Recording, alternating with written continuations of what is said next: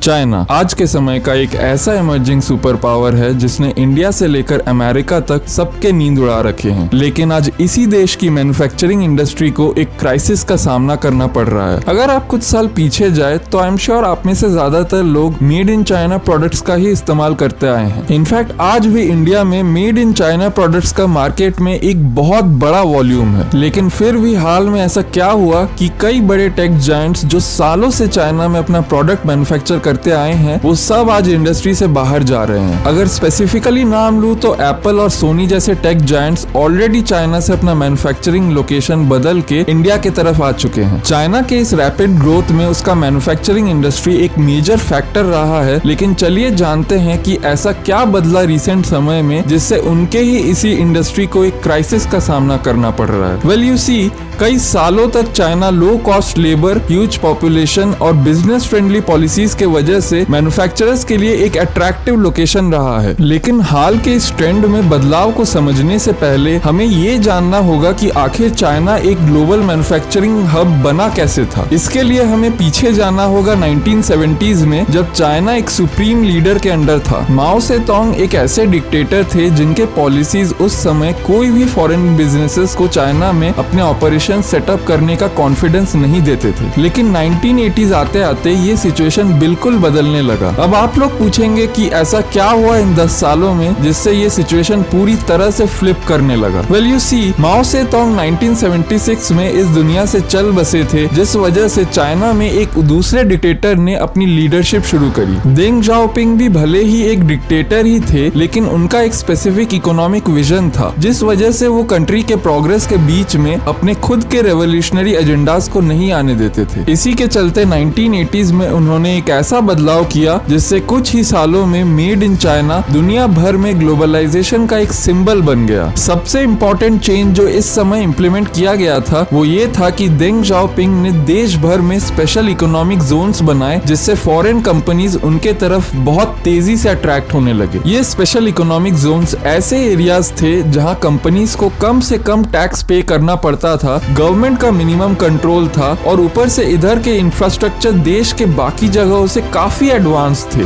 Basically आप कह सकते हैं कि चाइनीज गवर्नमेंट ने फॉरेन कंपनीज के लिए एक वीआईपी पास बना दिया था, जहां वे एक शानदार माहौल में काम कर सकते थे और बहुत ही आसानी से पैसा बना सकते थे। अब सवाल ये उठता है कि क्या ये सब मेजर्स काम आए? तो चलिए इसका पता लगाते हैं इस ग्राफ से, जिसमें हमें साफ दिख रहा है कि देंग जाओपिंग के बाद चाइना में फॉरेन इन्वेस्टमेंट्स बहुत ही तेजी से बढ़ने लगी। हालांकि चाइनीज गवर्नमेंट इसके बाद भी पूरी तरह से सेटिस्फाई नहीं हुआ, जिस वजह से उन्होंने एडिशनल टैक्स बेनिफिट्स के पॉलिसीज लाए और इसी पॉलिसी ने शायद चाइना को आज इस पोजीशन में खड़ा किया है। टैक्स बेनिफिट्स पे ये पॉलिसी इतना दूर गया कि फॉरेन कंपनीज को लोकल कंपनीज के ऊपर एक अपर एज मिल गया। फॉर एग्जाम्पल, अगर कोई कंपनी चाइनीज ओरिजिन की होती थी तो उन्हें अपने ही प्रॉफिट का लगभग 25% टैक्सेस में देना पड़ता था, जबकि वहीं पे फॉरेन कंपनीज को सिर्फ 10 से 15% का टैक्स भरना पड़ता था। इसके अलावा भी अगर फॉरेन कंपनीज अपने प्रॉफिट्स को चाइना में ही री इन्वेस्ट करते तो उनको 40 to 100% तक का टैक्स कंसेशन मिल जाता था। सो इन शॉर्ट, टैक्स बेनिफिट्स और चीप लेबर ने चाइना को 1990s तक एक ग्लोबल मैन्युफैक्चरिंग हब में बदल दिया था और ये ट्रेंड करीब अगले 20 साल तक चला। लेकिन साल 2008 के बाद से चाइना में ये ट्रेंड थोड़ा डाउनवर्ड डायरेक्शन में जाने लगा। अब हमें एक बात दिमाग में रखना होगा कि साल 2008 तक चाइना एक ग्लोबल इंडस्ट्रियल पावर हाउस बन चुका था, जहां हजारों कंपनीज ने अपने बिजनेसेस एस्टैब्लिश कर लिए थे। अब चाइना पहले जैसा कोई गरीब और बंजर जमीन तो नहीं था। तो इसी बात को ध्यान में रखते हुए अब चाइनीज गवर्नमेंट ने सोचा कि शायद अब फॉरेन कंपनीज को अट्रैक्ट करने के लिए इतने टैक्स पॉलिसीज को जारी रखना जरूरी नहीं था, जिस वजह से उन्होंने पूरा उल्टा काम करना शुरू कर दिया। अब चाइनीज गवर्नमेंट फॉरेन कंपनीज के तुलना में उनके लोकल कंपनीज को ज्यादा प्रिविलेजेस देने लगे एंड कंसीक्वेंटली 2008 से 2013 के बीच में चाइना ने फॉरेन कंपनीज के लिए सारे टैक्स बेनिफिट्स को एलिमिनेट कर दिए, जो कि साफ तरह से चाइना में ग्लोबल इन्वेस्टमेंट्स को स्लो डाउन करने के लिए काफी था। लेकिन इस स्लो डाउन प्रोसेस में कुछ और भी बड़े कारण शामिल थे।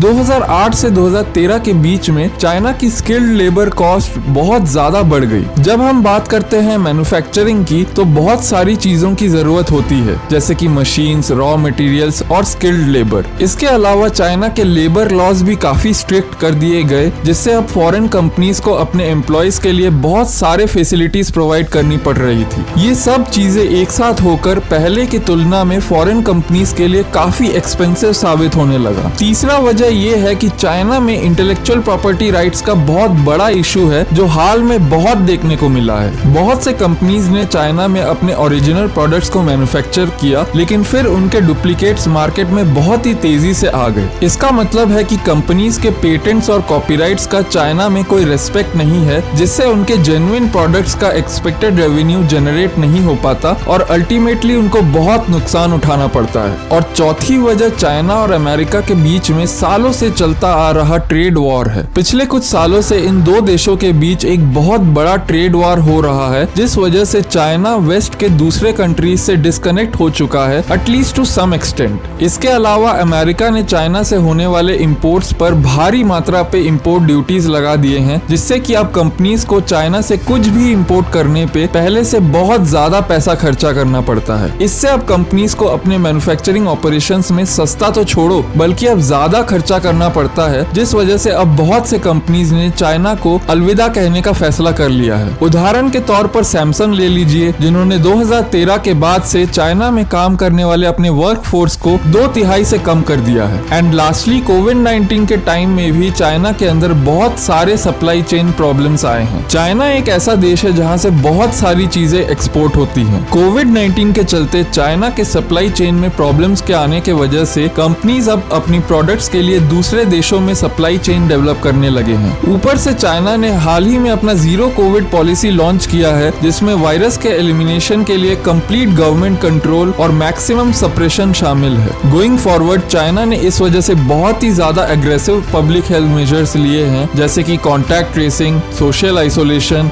मास टेस्टिंग और लॉकडाउन्स, जिसके कारण कंपनीज को अपने ऑपरेशंस में कई रेस्ट्रिक्शंस फेस करने पड़े हैं। इन सब कारणों के वजह से कंपनीज चाइना से शिफ्ट होकर वियतनाम जैसे कंट्रीज में जा रहे हैं, जो एक कॉम्पिटिटिव मार्केट ऑफर करता है with same benefits as China. साथ ही साथ वियतनाम के पास एक यंग और रैपिडली ग्रोइंग वर्कफोर्स है, जिसका मीडियन एज सिर्फ 32 साल का है, जिस वजह से इन कंपनीज के लिए स्किल्ड एंड चीप वर्कर्स का एक मेजर प्रॉब्लम सॉल्व हो चुका है। लेकिन इन सब के बीच सोचने की बात यह भी है कि how does this situation impact us? Well, इसका सबसे बड़ा इम्पैक्ट तो इन्फ्लेशन होगा। इंडिया की बात करें तो हमारे यहाँ के कंज्यूमर्स प्रोडक्ट्स के प्राइस पे ज्यादा फोकस करते हैं rather than their quality। सो इससे इंडिया में इन्फ्लेशन बहुत बढ़ जाएगा, क्योंकि इंडियन प्रोडक्ट्स चाइनीज प्रोडक्ट्स के तुलना में बहुत महंगे हैं। ऊपर से आने वाले टाइम में देखने वाली बात ये भी है कि इसका इम्पैक्ट ग्लोबलाइजेशन पे कितना पड़ेगा। क्या ये डी ग्लोबलाइजेशन की शुरुआत है? आपको क्या लगता है? कमेंट्स में जरूर बताएं। और अगर वीडियो पसंद आया हो तो वीडियो को लाइक और चैनल को सब्सक्राइब करना ना भूलें। मिलते हैं नेक्स्ट वीडियो पे। Thank you.